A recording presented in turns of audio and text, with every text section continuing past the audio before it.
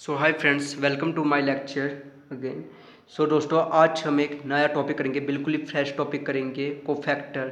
ये बस हमारे पिछले वाले टॉपिक से कनेक्ट है, थोड़ा क्या बहुत ही ज़्यादा कनेक्ट है। वैसे तो ये बहुत ही ज़्यादा कनेक्ट है ये पिछले वाले लेक्चर से, इसीलिए please go through that lecture, also go through all the previous lecture. सिर्फ वही इसका प्रीवियस नहीं, सारे लेक्चर्स को एक बार देख लो। It is very important for this chapters. So please go to all the lecture. So let's start the chapter.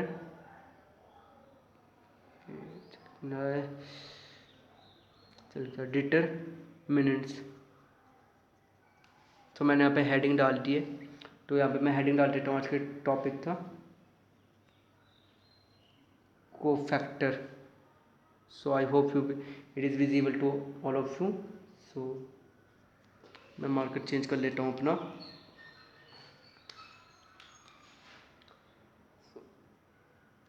Let I have an example.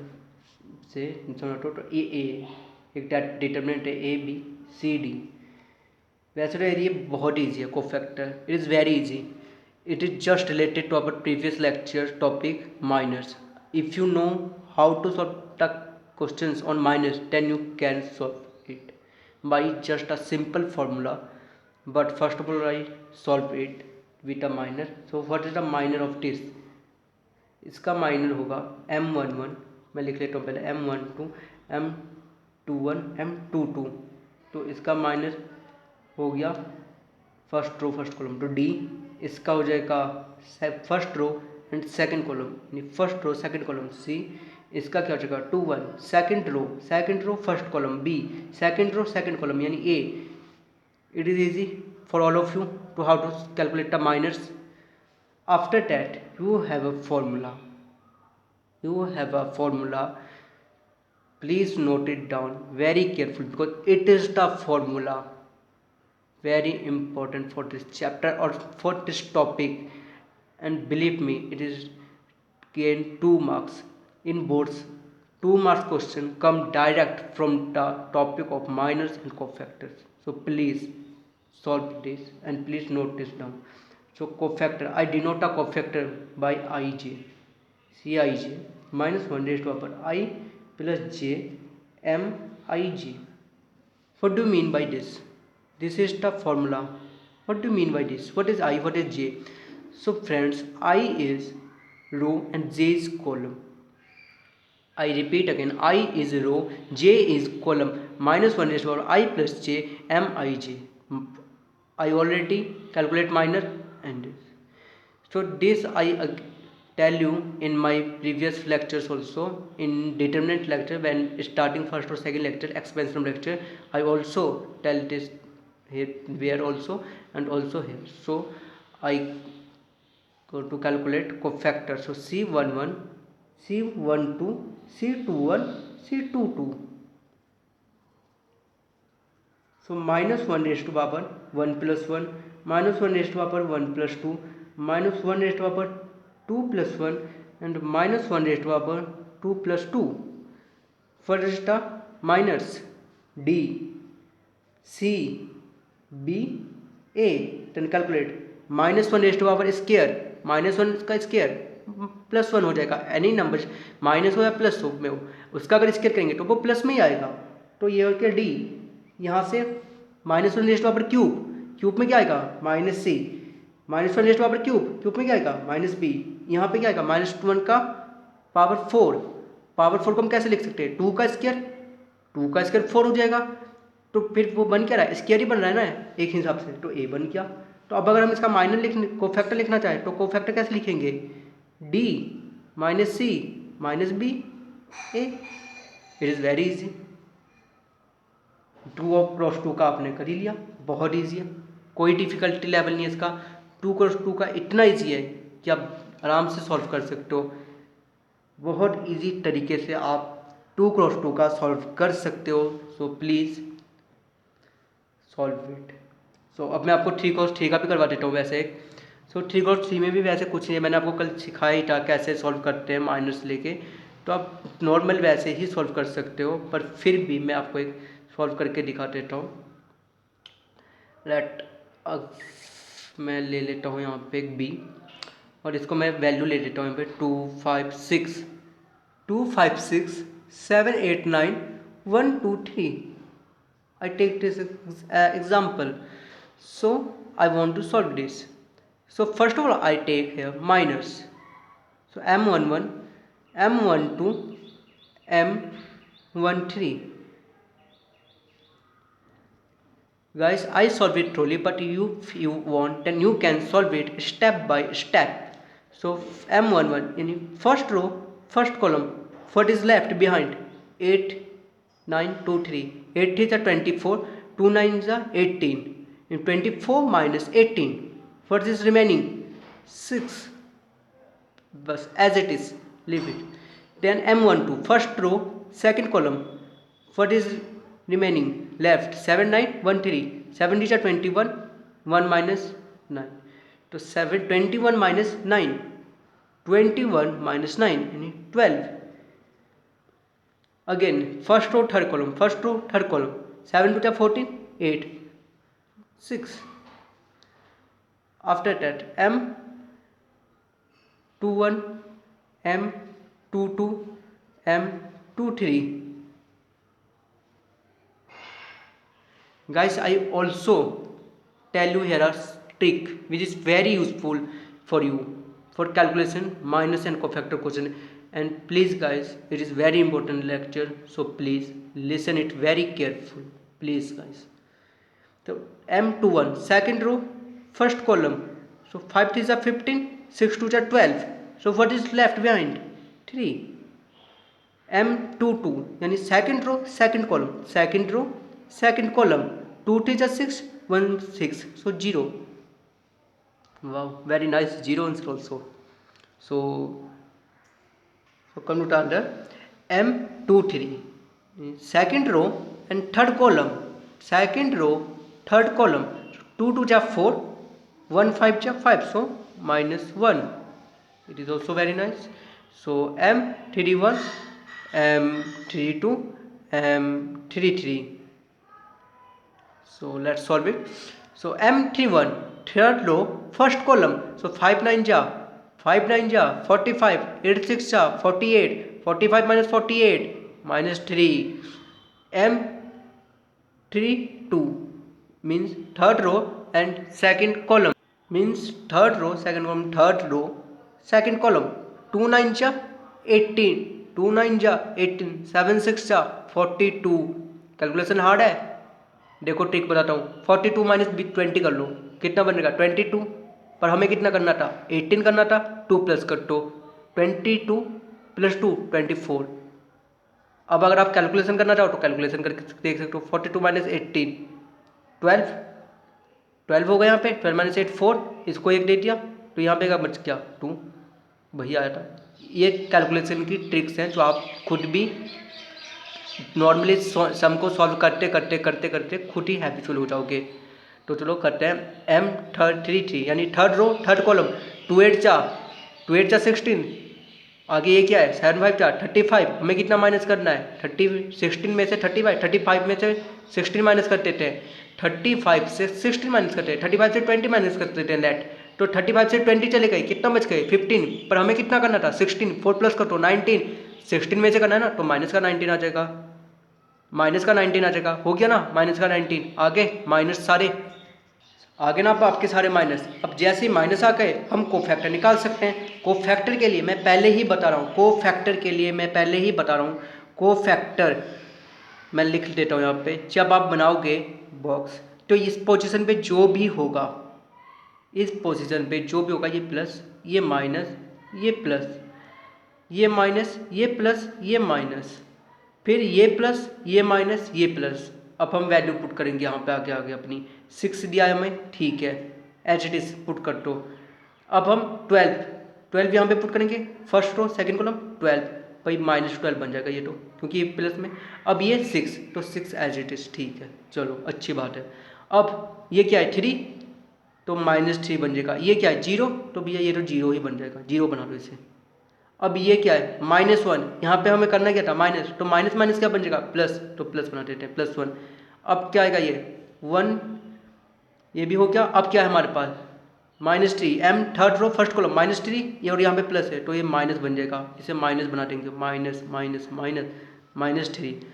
अब यहाँ पे क्या है 24 प्लस में यहाँ पे माइनस में है तो ये माइनस का बन जाएगा, माइनस का 24। अब यहाँ पे क्या करना है प्लस में ये माइनस में तो ये माइनस में बन जाएगा, माइनस माइनस माइनस बना दो इसे और ये -19 और ये आपका कोफैक्टर कंप्लीट 3 cos 3 का हो गया ना कोफैक्टर। कितना इजी है, इट इज़ वेरी इजी यार, कुछ नहीं है, टफ बिल्कुल ही नहीं है।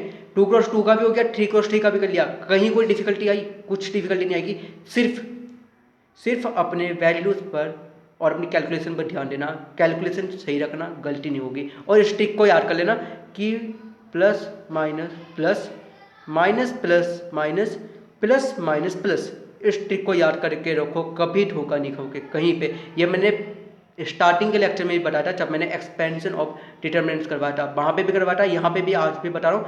ये बहुत ईजी है, बहुत अच्छा मेथड है ये, और इस ट्रिक के साथ आप कोई भी क्वेश्चन सॉल्व कर सकते हो। आपने देख भी लिया, आपके आगे मैंने किया आपके दोनों सॉल्व।